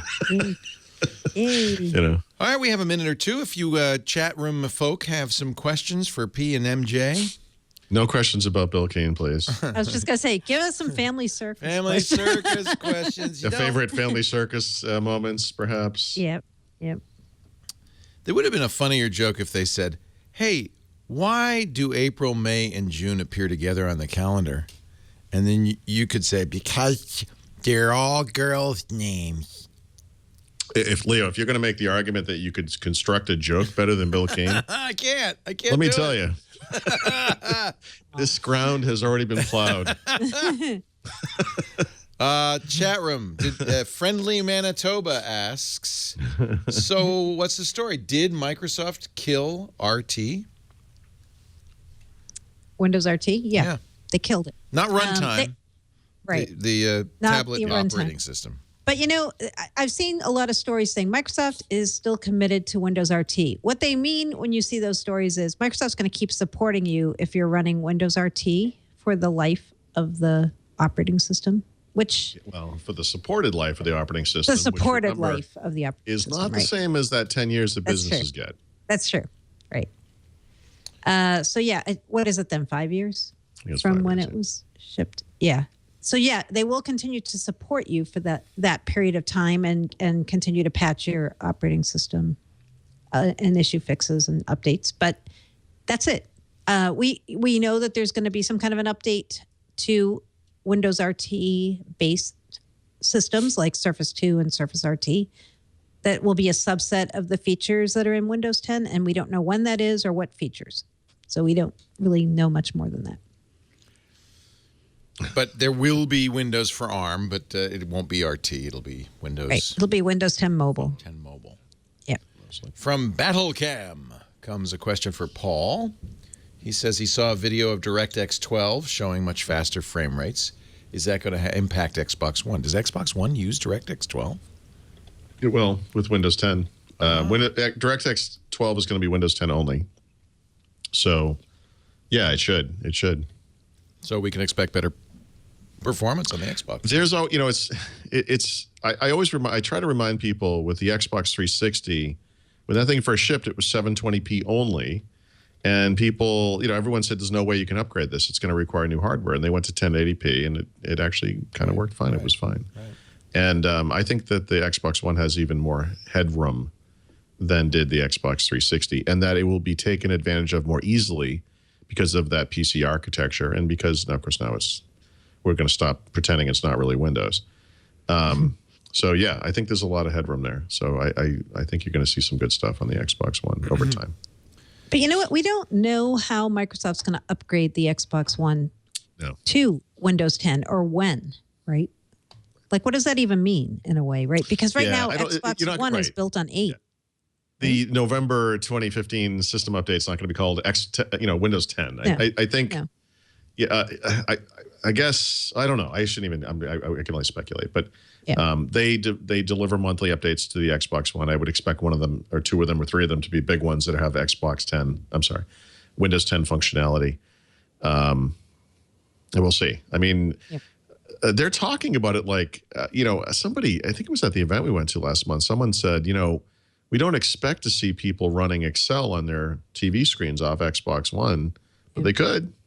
Yep. So, we'll see. Wow. When that happens, then I start covering the Then Xbox. You'll finally, it's the universal app version of Notepad on an Xbox One. Right, exactly. Maybe you could use that, the controller keypad to, like a teenager, and kind of flip through all the characters really quickly. I'll tell you, judging by the number of people who ask on the radio show, can I use my big screen TV as a computer monitor? There might be a market for running PC applications on a big you have to TV. think like a supervillain these days when you make products, because people always come up with these ideas where you're like, oh, yeah, like why? Why, I bought this all-in-one PC. Why can't I use it as a screen for my laptop? You're like, yeah, why can't you? Actually, that makes a lot of sense. You have the screen sitting there. Because you're a supervillain? Maybe. Yep. From your island fortress. Yeah. Just a note, which I think is a good note, from one of our chatters, what's his name? PC Guy 8088. Love the name. He says you should light a fire under Microsoft and tell them to post a checksum or an MD5 sum when they post ISO files, because it is not unusual, and this I will testify to, for people who have install problems because the ISO is corrupted. And, this happens to me all the time. Yeah. Is there any reason they can't? It's done in the open source community all the time, not just to tell you actually, got an Microsoft does provide that information oftentimes. But yeah, I mean, it's funny. I guess my problem is because I come from a Windows person's perspective, I don't often think of these things. Right. And I will spend a lot of time futzing around with trying to turn an ISO into a bootable disk of some kind, and it never works, and I don't know why. And it always comes back to that corrupted file that you downloaded through a browser. So Techno says they do a SHA-1 for the technical preview. Yeah, they almost always actually do provide it. Yeah, I don't think they do a good job of publicizing it, but they do. I think they usually do. Can you do a clean, Paul from LF, can you do a clean install with the free Windows 10 upgrade? Will you be able to? We don't know. We don't know we don't know what form it's going to take, what it's going to look like. But for all we know, it could be a installer in the Windows you're store. hoping it's not a store install. Yeah, exactly. So based on previous experience, the last 3 versions of Windows now, I would say chances are very good. Yes, but we just don't know what form it's going to take. Right. Techno Squid does point out that if Windows 10 on Xbox One really is a full Windows 10, that would support the HoloLens. Perhaps. Well, I wouldn't go too far into it. Come on. Well, Windows 10, there is a version of Windows 10 that's inside the HoloLens. No, I know, but I mean, yeah. I mean, so I wanted the HoloLens to work with my Xboxes. I guess what he said. Yeah, maybe it will. What? Sure. I mean, I think there would be. I think it would be an interesting gaming accessory. And by the way, remember that was the start of this. Yeah. Right. It was a gaming helmet. Right. I think it was kind of the Illuma Room. Was it like a test balloon or something? It was almost like an inside-out version of the Illuma Room, right? Right. When you think about it, yeah. Is it true Microsoft will have a program to control quadcopter delivery of beer using the Xbox One? I don't. Yes. Yes. It is. It's okay. Okay. Right. Just go right through that. Yes. It's a Microsoft Garage project.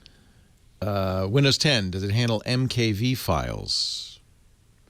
Yes. Right. I think it does, and that's what we were talking about. What a surprise that was. It does, yeah. You would think with all the time I've spent with MKV files over the past 2 weeks, I would know that one.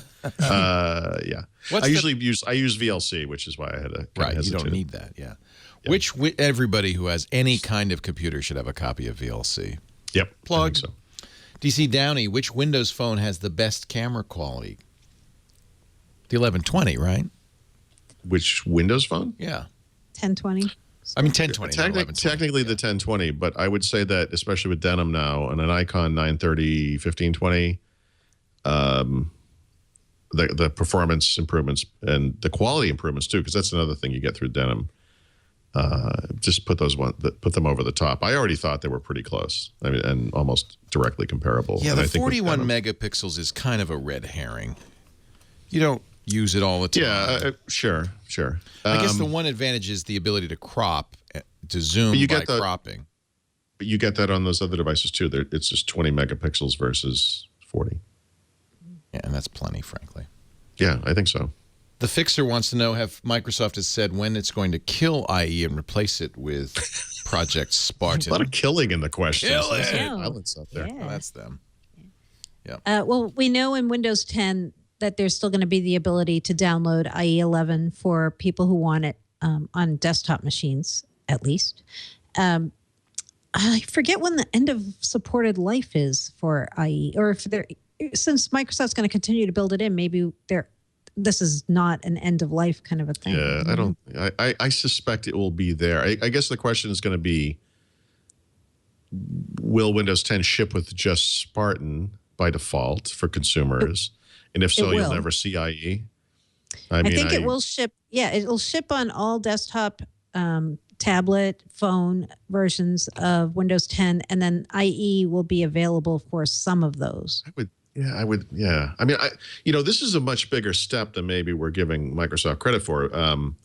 IE has its issues, but it's also a known quantity. So when you upgrade IE on subsequent versions of Windows, it's kind of a known thing. I mean, switching to Project Spartan is a very big step. Yeah. Assuming that's what they do. Yeah, Spartan and IE 11 share the same rendering engine now, which is the fork of Trident. So. Yeah, but they're really turning off a lot of compatibility stuff, which frankly should work fine on the modern web. Yeah. But it's a big step. It's a big, it's hard to walk. It's a like a hoarder kind of thing. Like you've got all this backwards compatibility sitting there in the corner, and you never really use it, but it's a safety net. It's not really the modern web that business worries about. It's line of business apps specifically written for an intranet, but it is what consumers worried about, and hopefully we haven't even seen it. So we're talking about this thing. We're assuming it's going to solve all our problems, and we'll see. I hope it does, but. We haven't even seen it in any working build yet, right? It's a big step. I mean, I'd be shocked. I'd be shocked if they replaced it because that's not in Microsoft's DNA is to cut people off. I know it's just unusual. I mean, when you think about it like that, a couple of questions from Anything about Call of Duty strategy? No. Sintram, Sway, and Jake both want to know what you know about the Raspberry Pi 2 with Windows 10. Has Microsoft revealed anything? I mean, no. We believe the version of Windows 10 that is going to run is the one that's codenamed Athens, which Microsoft has not talked a lot about. Athens is Windows 10 for IoT, and we know that it runs on Intel and ARM both. But beyond that, they haven't given us a lot of details yet. I did order a Raspberry Pi. Did you? I just got my shipping notification. Awesome. So what are you going to do with it? I'm going to turn lights on and off and. Nice. I love it. I mean, the idea is just amazing. I love the idea. $35, like basically PC capability. Yeah. And bundling Windows 10 is so interesting. I'm going to make a case out of wood like Wozniak did for the Apple One. Yeah. Like use my solder gun to write my name on the bottom. Tie it to that old 9-inch CRT not my TV solder. you've got. Wood burn. Wood burn it. Yeah. Wood burn. You could use a soldering iron to wood burn. That's true. Yeah. I just wouldn't use it again on soldering. Yeah. You could use it once. Once. It's like using a coffee grinder for spices. It's over. It's over now. Unless you like cumin in your coffee. Yeah. Is that jalapeno? Syracuse PC Repair wants to know what your gamer tag is. It's just my name, so Paul space Thurrott. Mary Jo, what's your gamer tag? Hadoop. That's mine. I love it. Yep. Love it. I love it. The Hadoopinator. There probably is somebody out there with Hadoop as their gamer tag, but that is not really me. What about, let me scroll down here. Any chance, this is from Cadman, Microsoft will put out a version of Visual Studio to create ARM desktop applications that'll follow the new Microsoft async programming model with sales and installations via the Store app? That's very specific. Well, first, ARM doesn't have a desktop, so they mean desktop PC. No, he means, right? in other words, you can use Visual Studio to create a Windows Store app today that runs on ARM. Which you can. He wants a desktop app. Yep. I have to say, I've been saying this ever since Windows 8 was even announced. They have to get the store to a point where you can put desktop apps through it, and they need an approval and whatever process so they can make sure that these things don't blow away power management and don't do the wrong things here and there and whatever. To me, that's at the point at which the store becomes truly useful because modern apps and universal apps are all very cute and everything, but we don't really have a lot of them. And I hope they do that, but I've heard nothing about that. Well, do you remember that guy from Microsoft, I forget his name now, who published a blog post way back in October, and he said in that blog post that they've since removed that Win32 apps would be in the store with the new Windows 10 store. No, I don't, but that's they have to. They just have to. There's some hope there. Yeah. Yeah. Even if they took Win32 and made I'm saying something so stupid. I was just like a subset of it that was somehow safe, known to. I think that's what Billy said in Family Circus. I think he did. I think you're not stupid. You're special. Thank you. Hey, follow up on your article, and I apologize if you've written it and I haven't read it. But somebody is asking, if I can download an ISO and make a clean install of Windows 8 on my HP Stream with all the crapware, whatever. You were going to talk about Windows 8 with Bing. Yeah. All right. So there are two outliers in the clean PC world, right? Actually, there's more than two, but the two big ones. One is Windows 8.0, right? So you bought a PC that had 8.0 on it. Could you download a version of 8.1, use the product key from 8.0, make that work? So far, I've not been able to get that to work. The other one, of course, is Windows 8.1 with Bing. And the reason that's such an important one is because there are so many of those machines in the world. And a lot of them, when you think about it, like a cheap PC. Those are the worst. Those are the worst, right? Yeah. So obviously, off the bat, if you can do it, buy it from Microsoft, get the signature version. I'm forgetting. But they don't have signature versions of everything. I mean, this HP Stream, is there a signature? The Stream is there. The Stream tablets are there. If you have that choice, how much more do you pay for it? None. There's no extra cost. Oh. So but maybe you bought one somewhere else. It's too late, right? So what's the solution there? Obviously, there's this simple act of after the fact decrapifying. I did write an article about that. The next step after that would be creating a system image backup that you could then use to restore to that point. Right. But those things become out of date over time too. I mean, But doesn't that back up the crapware?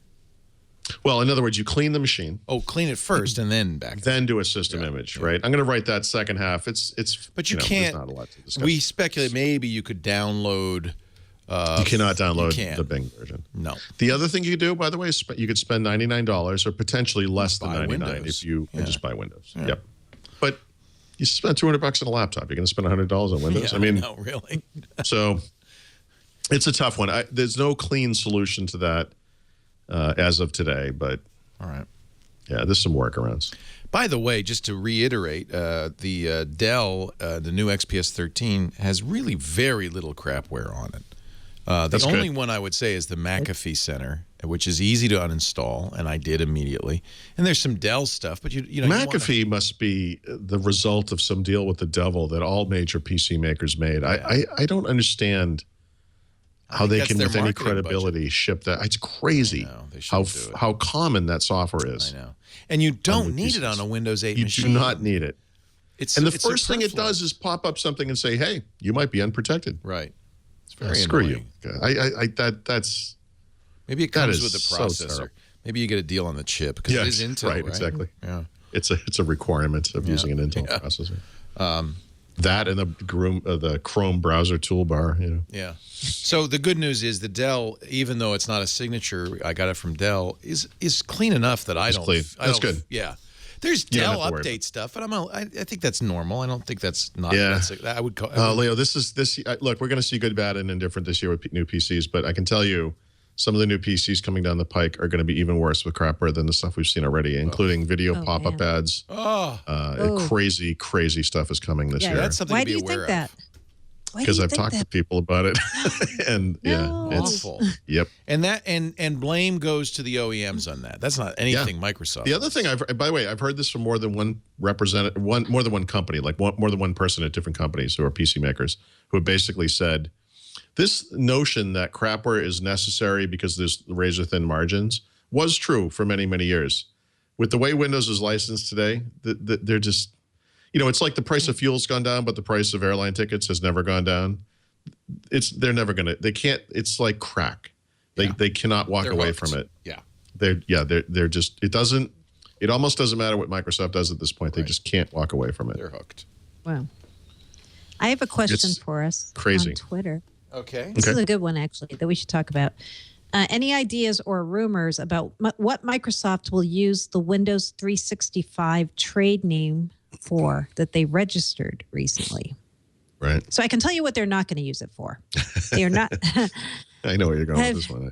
They're not going to charge you as a consumer for the free upgrade or the security and feature fixes that you obtain from Microsoft. Easily have gotten 20 emails claiming that's exactly what they get. Free is free. Right. But, you know, it's very interesting. They trademarked Windows 365. And sometimes Microsoft trademarks things because they're doing that almost as a defensive measure. So they don't want anybody else to get that trademark, right? But then there's also the question about whether Microsoft will charge businesses in some way for their updates to Windows. Because we know they're not going to charge the consumers on the free 1-year deal. But I would think they may charge businesses in some way. Maybe something like if a business doesn't agree to go on the fast track, they might have to pay. And if they do that, that will be super unpopular. But maybe, or maybe they take a bunch of services and bundle them together, like we saw them do last holiday with Xbox and Office 365, and they call that a subscription for Windows. Right? That could be another thing they call Windows 365. If I were them, though, I would stay away from that name because once you use that name, it's going to be like Office 365. It could simply be the name of a warranty program that they give you through the Microsoft Store, right? It could be anything. Yep. I mean, I wouldn't worry about that one too much. But I think the important takeaway here, though, is what you said up front, which is they're not like reneging on the deal they just made. You're getting it for free. Forever. You know, During the first year, you can get it for free, but it's for free. Yeah, it's free forever. Free. Free for the life of the device, supported life of the device, which is kind of a squishy term. But it's more than a year. More than a year. Much more than a year. Well, in other words, I think what they're trying to say is you've acquired your free version of Windows, you've applied it to your Dell 13 there, and now it's 5 years later or 6 years later, and you're going to retire that device, and you want to bring your free version of Windows 10 to another device. The answer there is no, you can't do that. It's for that device. I mean, that's reasonable. This is not how they get you. It's just it's a reasonable. Yeah. And you can also understand why people are worried about Microsoft getting them. Yeah, definitely. They're not a charity. That's for sure. They're a business. They're a charity case in some ways, but yes. Yeah, well, they're a business though. And like we said at the beginning of the show, they're not making Windows free for everybody in every circumstance. They still want to make some money off of Windows, right? Sure. This is not the new business model. Right. Great. I think that worked quite well. So much so that we're now behind. So. Oh, no. All right. Let's move quickly then. Let's take a break. And then when we come back, the back of the book, picks, hardware pick, software pick, tips, enterprises, and beer. All the things you care most about. Yeah. Yeah, baby. Our show today brought to you by our phone system. It's kind of funny to sing the praises of a phone system, but when you have a phone system that really works, if you're the boss anyway, you're going to say hallelujah, and I'm the boss. I got to pay for it, and I'm so glad that instead of going with a local phone company and putting a PBX in the basement and all that stuff, we got Ring Central. Ring Central is awesome.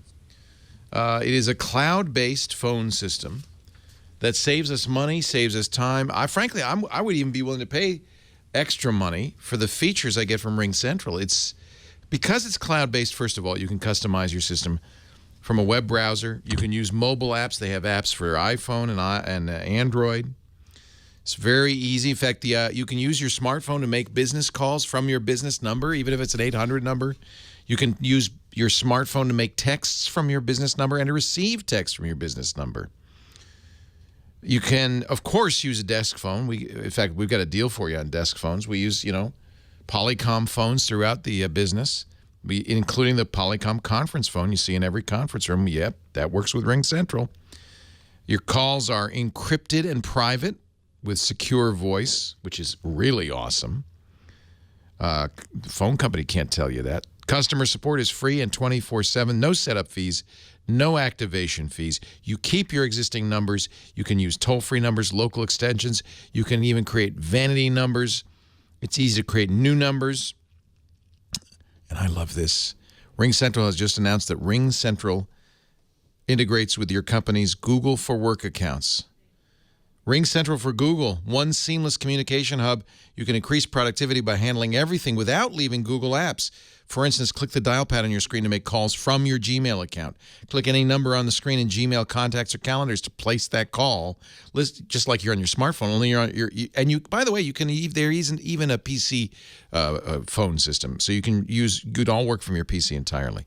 Listen to your voicemails directly within Gmail. Faxing from Google Drive. Viewing text messages, scheduling conference calls. It's just so awesome. Ring Central starts at $25, under $25 a month per user. And you can start right now with a 30-day risk-free trial and a special offer for our listeners. For every desk phone you buy, you get a second phone free, up to a total of 20 phones. So go to ringcentral.com, use the promo code TWIT, or call 800-543-9980. 800-543-9980, ringcentral.com. Use the promo code TWIT. We use it and love it. Recommend it highly. Ring Central. All right, time for the back of the book. We'll kick things off with Paul Thurrott and his tip of the week.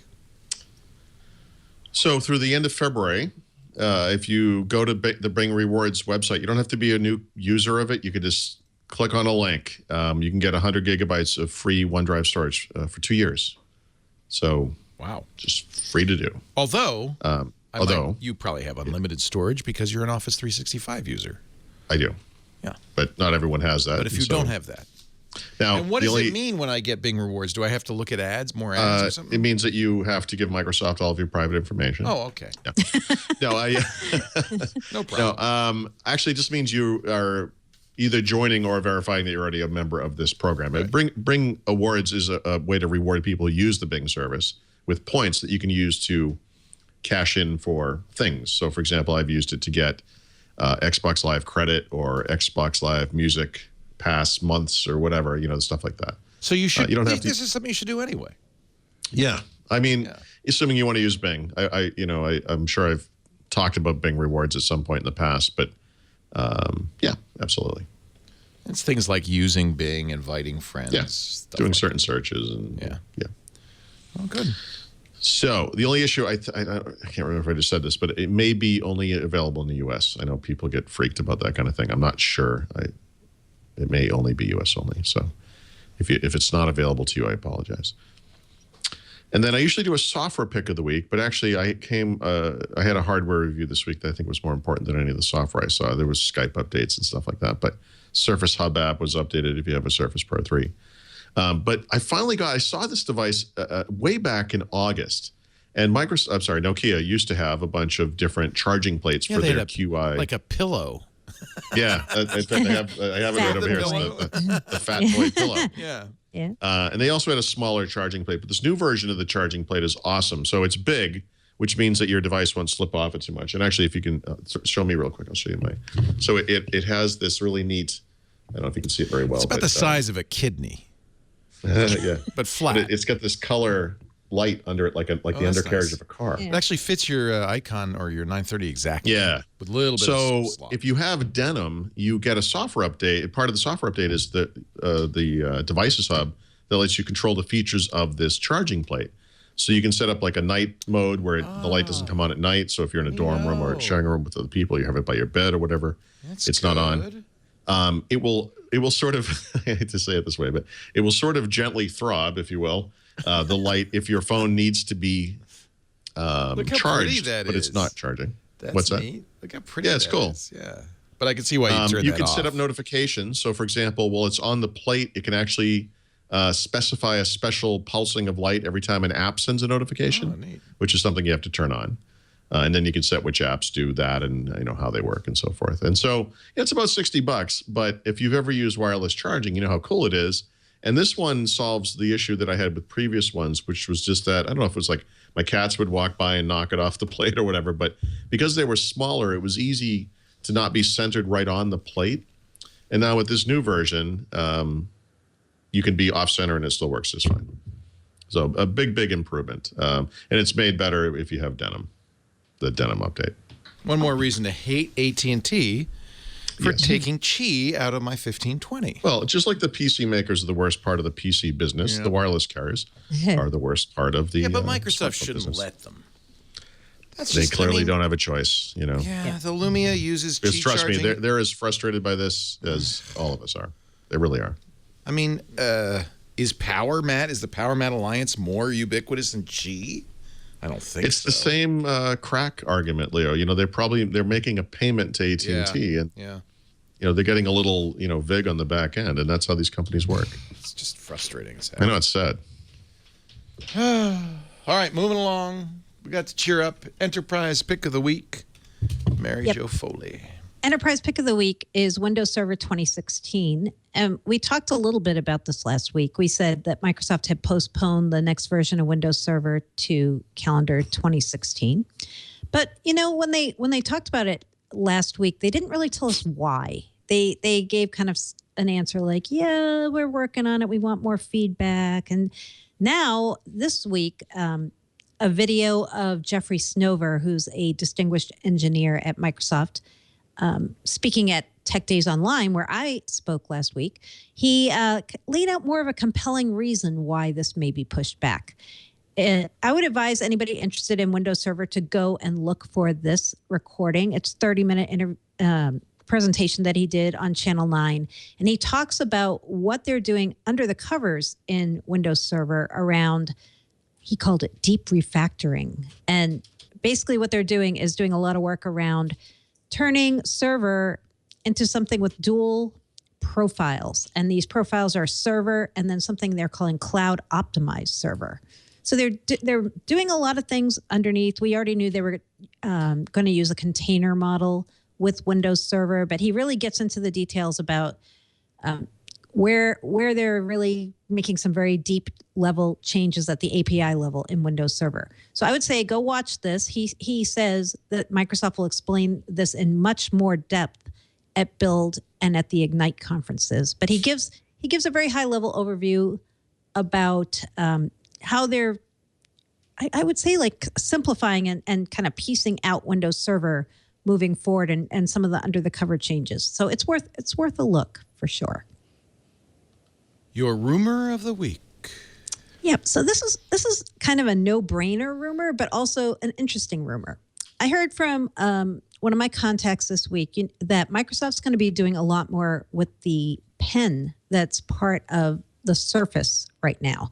So we all know Microsoft's very pen crazy, and they're with the Surface Hub they've got coming out, that new conferencing system. It's all pen enabled, and the Surface Pro 3, the pen is a very big part of that device.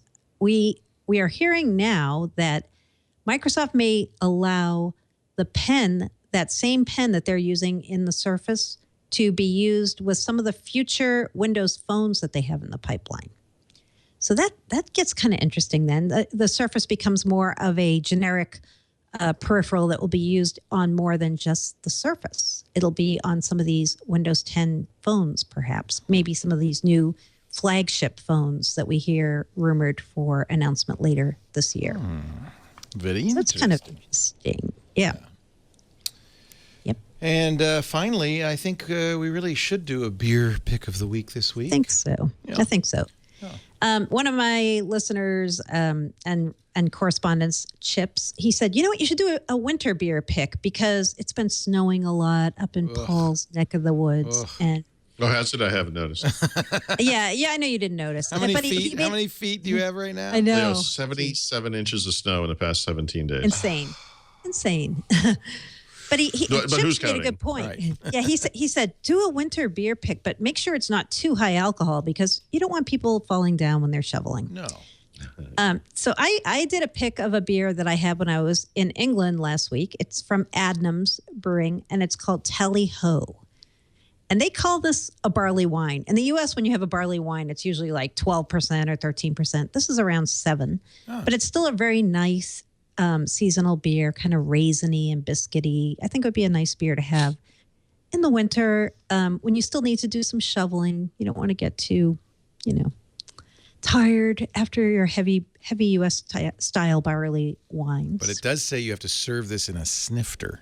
Yeah, and a snifter. If you have a snifter, it would be a nice thing to serve it. If you know what a snifter is. Excuse me? Do I have a white dinner jacket and a black dinner jacket? Of course I have a snifter. Of course I have a snifter. What are you talking about? Should I wear tails with my snifter? What am I, a Yale man? Well, tally ho. I have a nice accompanying pick to go with this, too. That's something I also got to try when I was in England last week. There's a company called We Love Man Food. WeLoveManFood.com. We do love man food. Right. They make foods for blokes, as they say. But I like it. What does that mean? They make pickles and jams and jellies. And one of their new product lines that I got to try are a bunch of jellies that they make out of beer. Beer jelly. Beer jelly. That's man food if I ever heard of it. It's actually delicious. They do 4 different kinds. And yeah, you could eat it with a spoon. You could put it on toast. It also is really nice with a cheese plate. And sometimes they suggest excellent with duck and game. This would be great, though. Yeah, with a nice Cotswold or yes, this would be good with cheese. Yeah. Right now, only distributed in the UK, but perhaps sometime soon they will come to other regions and maybe even here. So, so I can't, if you order are somewhere you can get them. I don't think you can order it. I don't think so. But if you're in the UK, check out We Love Man Food if you like beer, because these jellies are pretty good. Love. And then there's also a Man Food pickle gift box for £20. That includes an ale chutney. That sounds... yeah, it sounds good. It's got your pickle-lily, your archer picker, your ale chutney, and your bread and butter pickle. Bread and butter pickle. Well, how about the Man Food cocktail jam gift box?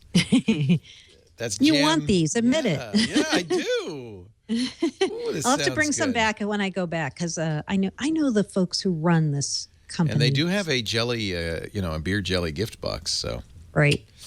Yeah, John Honeyball, who I think Paul knows, he's one of the guys involved, and Andre Dang also. That's their company. His name is really John Honeyball? It is. And the company is Honeyball and Dang? No, it's We Love Man Food. sounds like a high-end sounds audio. like a law firm. They should really start. Think of naming themselves Honeyball and Dang. That'd be good. If you guys think you want to get in the U.S., I think I know a great place to advertise to make your splashy debut. Where would that be? Windows Weekly, my friends. Paul Thurrott is at the new Thurrott.com. 3 T's, 2 R's, a U, and an O. You put it together. It's just not in that order. What does it smell? Just throw those letters in a blender and you'll be there in minutes. Yeah, great news and information. It's everything that other site used to be, and so much more. More Paul more often. His hair's looking really good. I'm mad at you for that. Sorry about Yours that. is growing back pretty It's growing quick, back. too. I got hair anyway. That's the start. It's kind of looking I don't know what to think about it. Listen, we're going to have to go through this awkward stage. This is no We're way in the around awkward stage, yeah. You know, but you're not. That's what I hate about you. You look good. Did you get a pro to clean it up?